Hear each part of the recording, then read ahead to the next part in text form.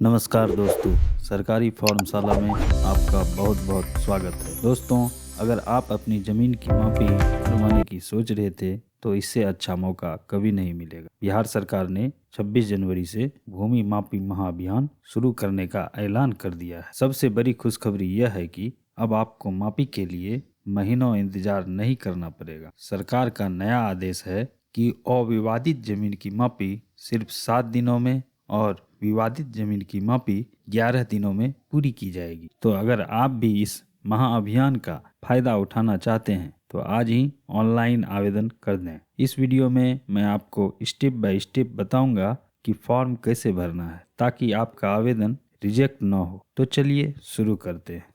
सबसे पहले अपने ब्राउज़र में गूगल को ओपन कर लेंगे। गूगल ओपन करने के बाद उसमें हम सर्च करेंगे ई मापी बिहार। जैसे ही इसको लिख के एंटर करेंगे हमारे सामने सबसे पहला वेबसाइट देखिए, अमीन बुकिंग गवर्नमेंट ऑफ बिहार ऐसा करके आएगा। इस पे हमको क्लिक कर देना है। जैसे ही इस पे क्लिक करेंगे हमको government of Bihar department of revenue and land reform E मापी का वेबसाइट खुल के सामने आ जाएगा। यहाँ पे यदि आपका पहले से अकाउंट है तो आप अप्लाई फॉर मापी पे क्लिक करेंगे, और यदि आपका अकाउंट पहले से नहीं है तो डोंट हैव एन अकाउंट इस पे जाके हमको क्लिक करना होगा। क्लिक करने के बाद यहाँ पे हमको यूजर रजिस्ट्रेशन में अपना बेसिक डिटेल, नाम, डेट ऑफ बर्थ, कैटेगरी वगैरह, मोबाइल नंबर, आधार नंबर और अपना एड्रेस डाल के यहाँ पे फिल करना है। फिर नीचे यहाँ देखिए कैप्चा डाल के इसको पंजीकरण करने पे क्लिक करेंगे। जैसे ही पंजीकरण करने पे क्लिक करेंगे आपके मोबाइल पे एक OTP आएगी। उस OTP को जैसे ही इंटर करेंगे आपका पंजीकरण सक्सेसफुल हो जाएगा।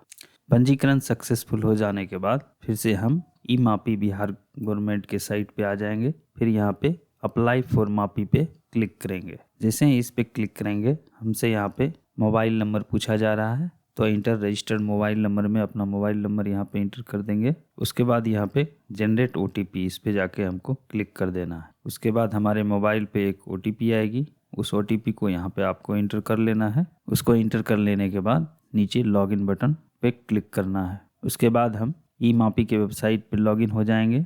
लॉगिन हो जाने के बाद यहाँ पे देखिए अप्लाई फॉर मापी, इस ऑप्शन पे हमको क्लिक करना है। जैसे ही इस पे क्लिक करेंगे हमको यहाँ पे 8 स्टेप में फॉर्म भरने के लिए कहा जा रहा है। इसमें पहला स्टेप आपको अपना जिला और अंचल चुनना है। उसके बाद यहाँ पे पूछा जा रहा है क्या जमाबंदी ऑनलाइन उपलब्ध है। यदि आपका जमाबंदी ऑनलाइन उपलब्ध हो तो यहाँ पे हाँ करना है, नहीं तो नहीं करना है। चलिए, हमारा जमाबंदी ऑनलाइन है इसलिए यस को सिलेक्ट कर लेते हैं। उसके बाद प्रोसीड बटन पे फिर क्लिक करते हैं। जैसे ही क्लिक करेंगे हमको स्टेप 2 में यहाँ पे देखिए डिस्ट्रिक्ट का नाम और अंचल का नाम ऑटोमेटिक फिल आएगा यहाँ पे। उसके बाद हल्का का नाम भरना है, मौजा का नाम भरना है और भाग संख्या और पृष्ठ संख्या, हमारे ऑनलाइन जमाबंदी में जो भी भाग संख्या और पृष्ठ संख्या होगा उसको यहाँ पे फिल कर लेंगे। फिर यहाँ click to get registered to इस पे क्लिक करेंगे। उसके बाद हमारे सामने नीचे हमारे जमाबंदी से रिलेटेड जो भी है वो खुल के सामने आ जाएगा। उस जमाबंदी में जो भी नाम हो और खाता कैसरा हो वो सारा डिटेल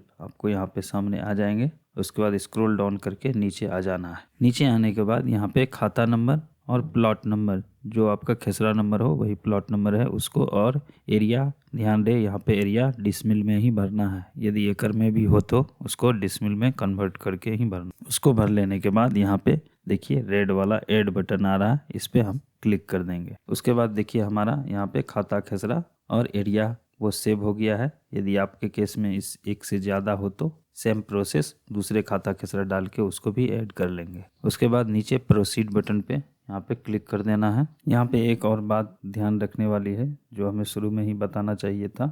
देखिए यहाँ पे आपको एक ऑप्शन मिल रहा है मापी हेतु शपथ पत्र। इस शपथ पत्र को आपको डाउनलोड करके प्रिंट कर लेना है और इसमें आपको हाथ से भरना है। आवेदक का नाम, आवेदक के पिता का नाम, उसका मौजा, थाना, हल्का, ये सब आपका जमाबंदी में सारा डिटेल उपलब्ध रहता है, उसको भर लेना है। उसके नीचे देखिए आपका खाता खेसरा रकबा, आप जिस खाता खेसरा का नापी करवाना चाहते हैं उसको यहाँ पे भर लेना है और उसका चौहद्दी क्या है उसको भर लेना है। उसके नीचे यदि आपके ज़मीन पे शांतिपूर्ण दखल कब्जा हो तो ऊपर वाले पे टिक करेंगे, नहीं तो यदि न्यायालय में कोई वाद लंबित है तो नीचे वाले में टिक करेंगे। फिर नीचे यहाँ देखिए शपथकर्ता का नाम और मोबाइल नंबर, उसका सिग्नेचर यहाँ पे करवा लेना है और उसको PDF में बना लेना है।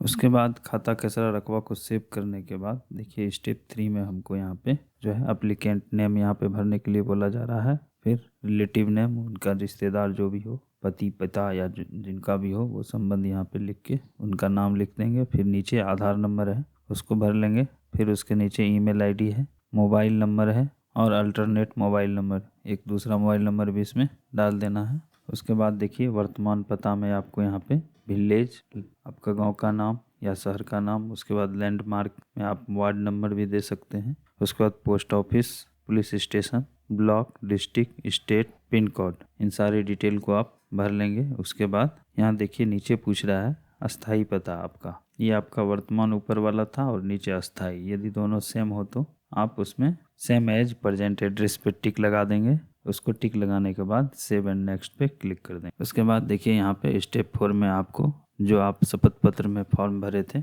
उसी का यहाँ पे डिटेल भरना है। आपका चौहद्दी चारों तरफ का भर देना है, उत्तर दक्षिण पूर्व पश्चिम, जो भी चौहद्दी में हो उनका पता लिखना है और उनका मोबाइल नंबर यदि उपलब्ध हो तो मोबाइल नंबर भी यहाँ पे भर देना है। उसको भर लेने के बाद नीचे सेव एंड नेक्स्ट पे क्लिक कर देना है। उसके बाद नेक्स्ट स्टेप में आपको यहाँ पे अन्य आवेदक, अन्य हिस्सेदार या मापी की जाने वाली भूमि की विवरण यदि किसी अन्य व्यक्ति को देना चाहते हैं तो उनका विवरण भरना है। यदि आप किसी और को जानकारी देना चाहते हैं उसका विवरण तो उनका नाम यहाँ पे डिटेल भर लेना है। उसके बाद फिर यहाँ सेव एंड नेक्स्ट पे क्लिक करना है। उसके बाद अगला ऑप्शन हमको यहाँ पे अगले स्टेप में आ रहा है, इसको ध्यानपूर्वक भर लेना है। मापी की ज़मीन के खतियानी जमाबंदी रैयत से आपका क्या संबंध है, जो भी रिलेशन हो ज़मीन से आपका उसको भर लेना है। आप खुद हैं तो खुद भरना है, नहीं तो आपके पिताजी दादाजी क्या हो उसको भर लेना है। क्या प्रश्नगत भूमि आवेदक के शांति रूपेण भौतिक दखल कब्जा में है, यदि आपका शांति रूपेण दखल कब्जा में हो तो यहाँ पे यस कर लेना है। उसके बाद नीचे आइए, देखिए